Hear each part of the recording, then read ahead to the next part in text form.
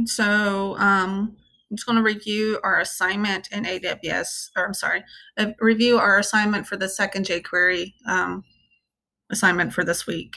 And as you can see, I'm in AWS Educate. As I mentioned in the earlier video, your portal is going to look different than mine, but eventually you're going to see something in your classroom that says JavaScript 2 has this particular information. And what you're going to do, I think, for yourself as well is go to Classroom, and it's going to pop up with that.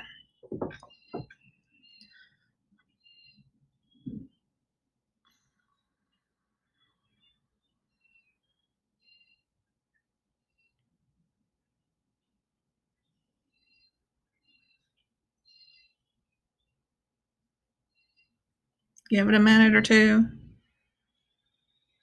or three. There we go, making some progress. So I assume your interface would probably be similar to this on the Vocarium portal website. And if you click on My Classes, you don't probably have this many, but somewhere hopefully you should see JavaScript 2.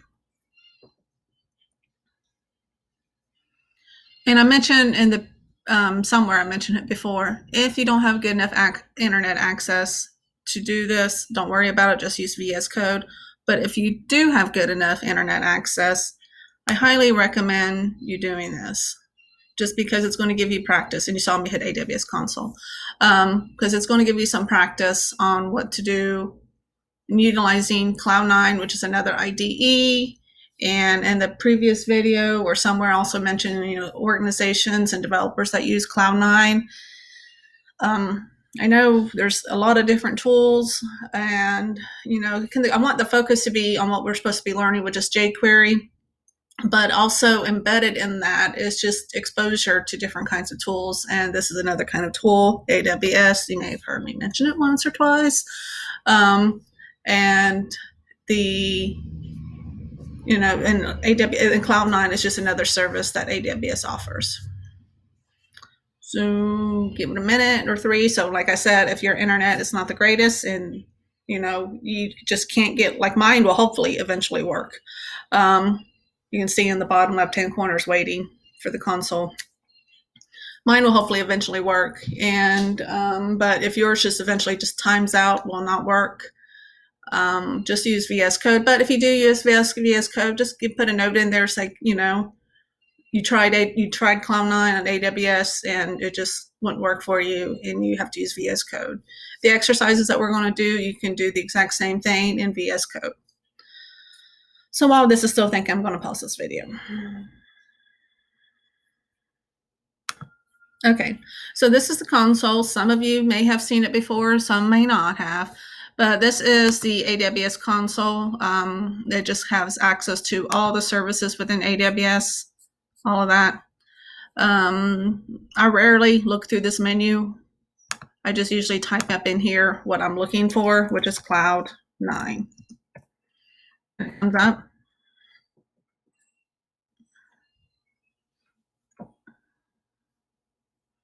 Now, in the previous video, I already kind of went over how to more of a longer video of how to access this. So I'm doing this as a refresher, so you don't have to go back and forth between videos if it's been a minute or two or a week, something like that. So this is your environment. Again, the previous video showed a little bit more of a review of the environment. I'm not going to go over to that particular detail. But this is an IDE. Well, this is one of the environments that I've created for this particular assignment. So I'm going to go ahead and open IDE. It's going to open up into Cloud9.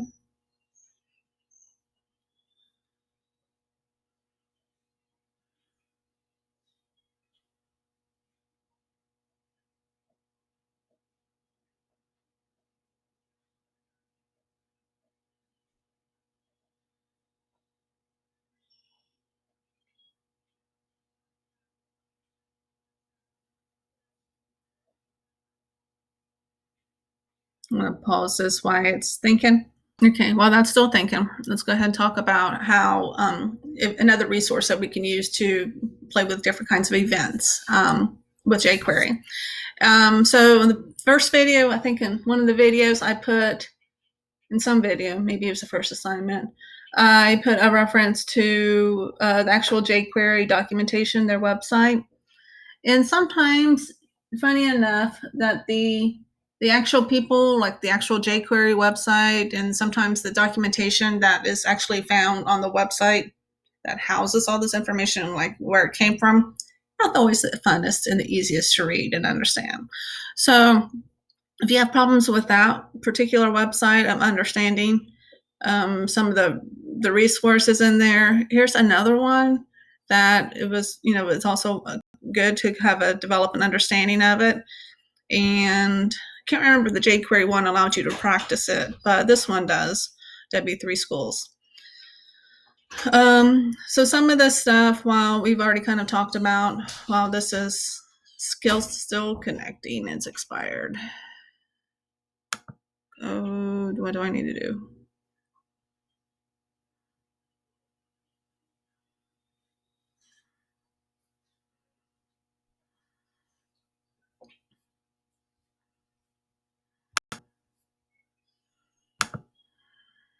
Let's go back to dashboard. As you guys know, my internet's not the greatest either, so. But I'm kind of stubborn right now, so we'll see what works.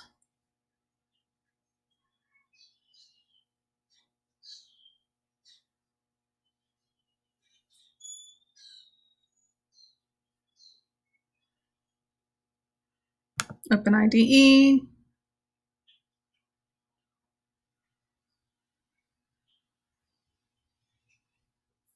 Well, that's thinking still. So one of the things that you'll be seeing in pretty much all the jQuery we'll be using is this line right here, this document.ready method. So it allows us to execute a function when the document is fully loaded in the event. Okay, so the click method attaches an event handler to an HTML element. So let's go ahead and try it ourselves while this is thinking.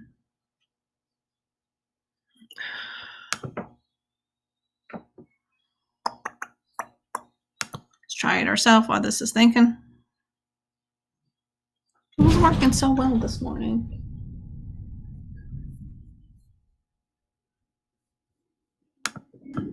Okay, I'm back. So it decided to work now.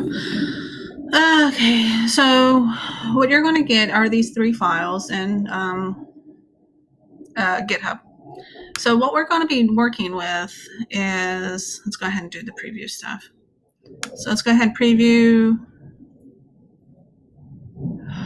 Click to the page.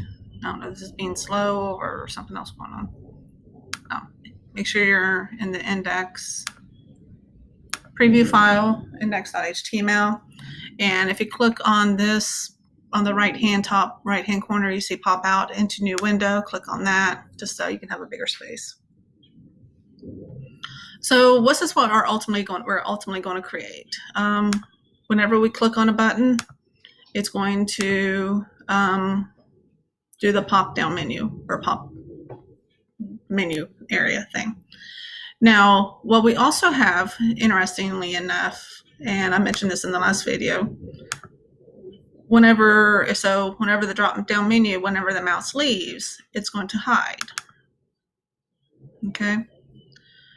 It does not automatically work. And what I can figure out is because the mouse never actually enters whenever we click on it. So now I enter it, and now it goes away. I don't think I did. So that might be just, I don't think necessarily a bug. It's just the nature of the beast. But just be aware if whenever you see your mouse is moving away and it's not disappearing, it's because your mouse never actually entered it to leave.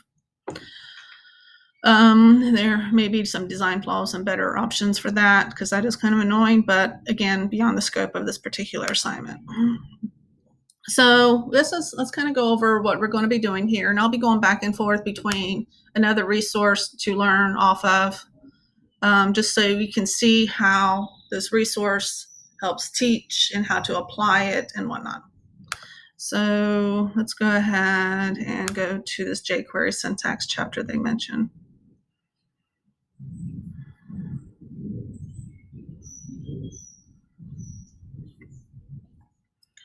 So I'm not going to get into all of this. There's only certain points, like this document ready event. So you might have noticed that all jQuery methods in our examples are inside a document ready event. So if you remember, the dollar symbol is the alias for jQuery. The document is talking about this particular document that we're in, and we're saying that it's ready. And then we have the function and all that stuff.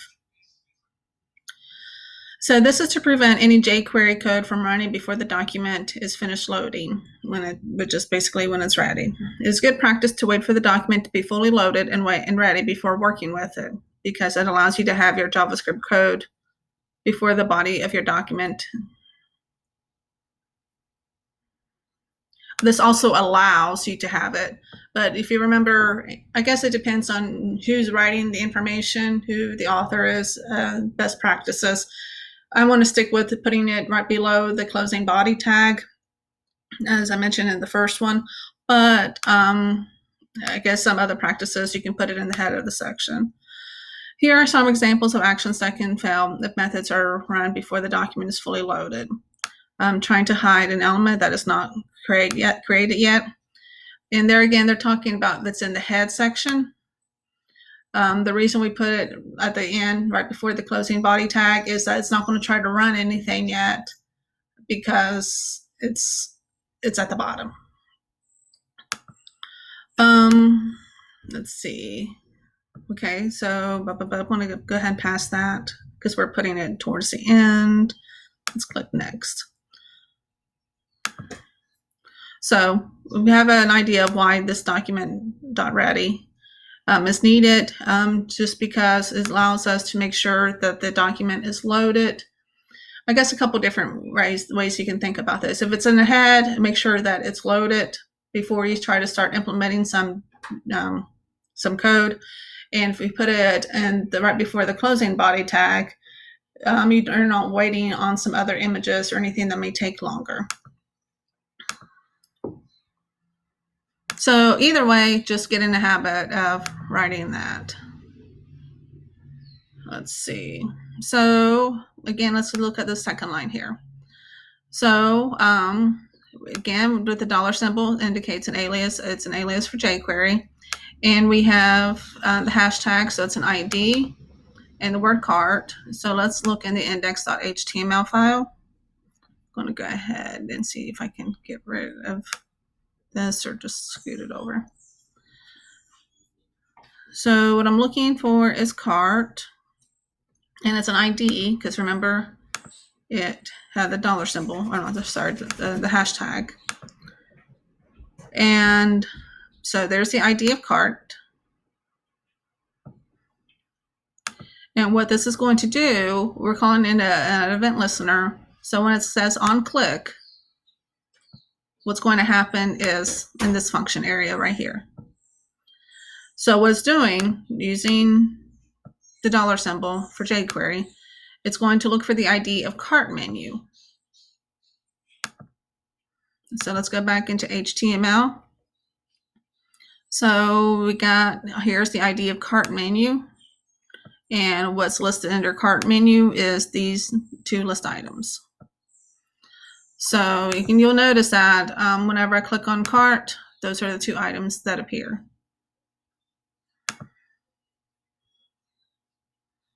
I'll go back into here. And so which is showing. We're calling the method of show. Let's see. So let's look at events. So right now we're working on the click, but there's other things that we could choose. We could choose double click. I don't, depending on the reason, I don't think that's necessarily a good choice because sometimes it may not be automatic that the user is going to double click on it. And sometimes that can be frustrating. So mouse enter, mouse leave are some things that we can use. Key press and key down, key up. Some other things that we can do. So on this, we're doing an example of click, as you saw, not that one, here, on click. And you'll notice these are surrounded by single quotes. Those are not backticks. But double quotes may work, honestly, don't know, but let's just stick with single quotes.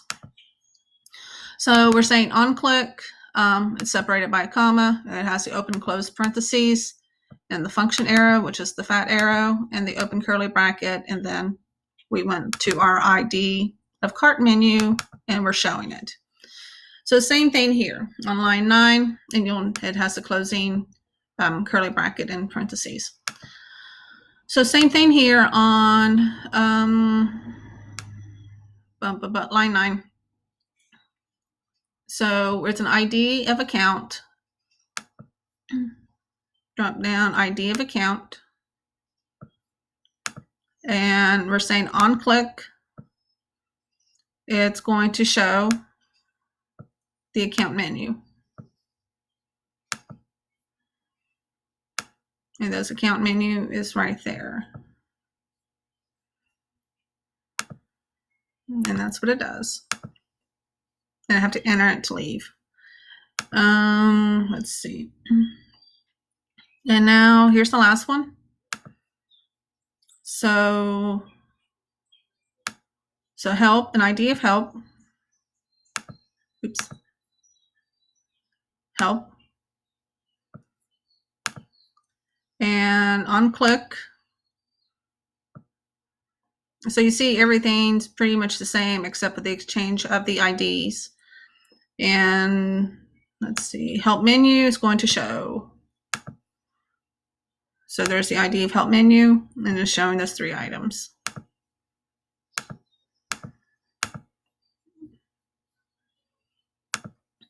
Okay, so all of those are calling upon events of clicking. Okay, and each one has its own unique ID because we don't want to click on cart and all 3 of them to show. Okay, so that's one, if not the only reason we use ID. We want only the thing that we're clicking on to show. But with classes, we're going to play with something with a class now. So we can have a class which is indicated with the period. And again, it's got the dollar symbol for an alias as jQuery, the single quotes, everything's the same except for we're using a period for a class. So we're going to look for anything that has a class of drop-down menu. And remember, a class can be used multiple times.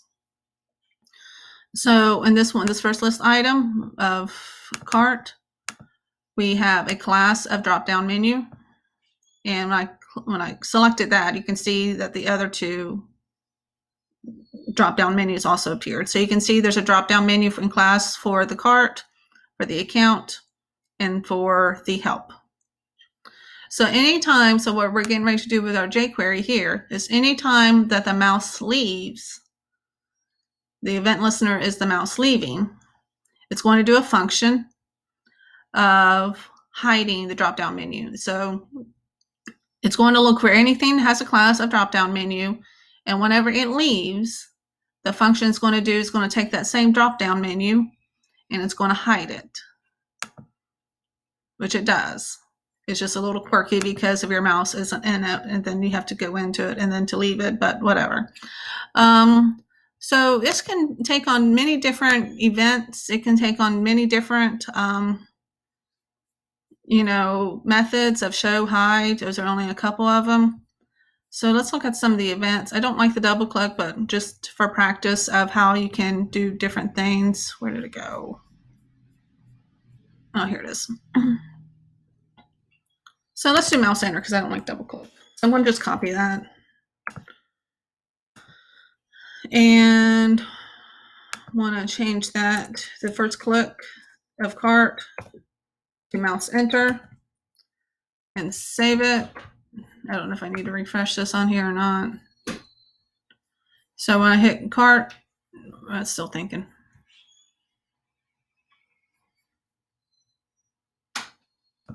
So when I go into cart and without me having to click on anything, it automatically appears because mouse enter. Now I still have this issue where I have to enter menu before it'll actually leave, but so you can see how there's different things that you can do it. You may want that to be the you may want that to be the event listener to listen to instead of having to worry about clicking. And that could be because of some sort of accessibility reason. Some people might not be able to click. But on the annoyance side of thing, if you're trying to maneuver the mouse and it just accidentally get over that. And so you kind of have to pick and choose what kind of experience you want to have. Let's see. Double click. We'll go ahead and try the double click one. Oops. Let's put D. Nope. Shoot. Can't type DBL. And save it.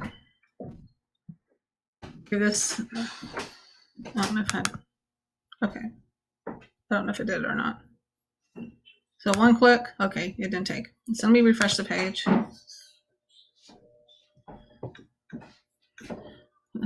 One click. Okay, it doesn't take.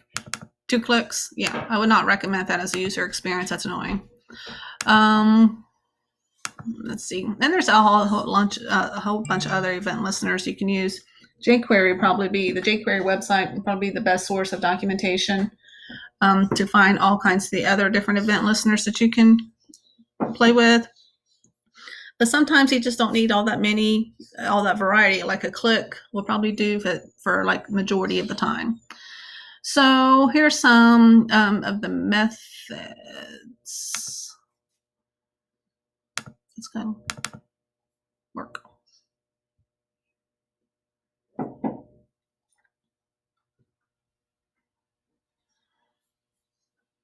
Hey, why don't you take those medicine, the vitamins, supplements, whatever.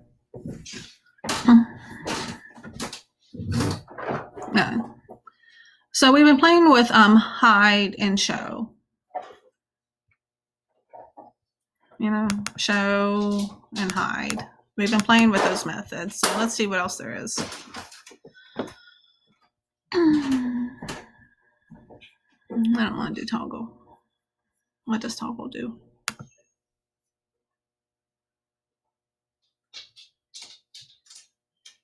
Oh.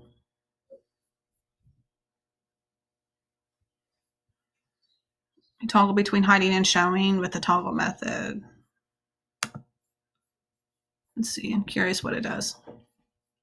So toggle between hiding and showing. Okay, so for that, we just click on toggle. I don't know how well that would go with what we're doing here, but one way to find out. So let's do on this last one here. Toggle. Save it.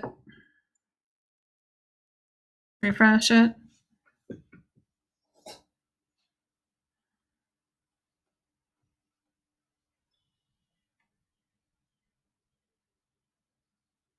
Okay. So this one. So I click on it once and I click on it twice. I think I like this better than mouse leave. Yeah, I like that better than mouse leave. But, just so you're aware.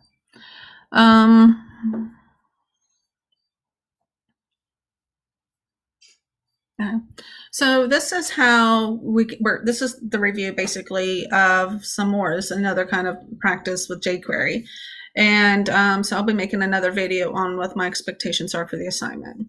So again, if you can play with Cloud9, play with Cloud9. If you have internet problems, like you see me struggling with a little bit, and it's just worse for you, and sometimes it's worse for me too, just make a note that says you don't have good enough internet for it, and just do everything in VS Code. Everything that we're doing here, it can also be done in VS Code.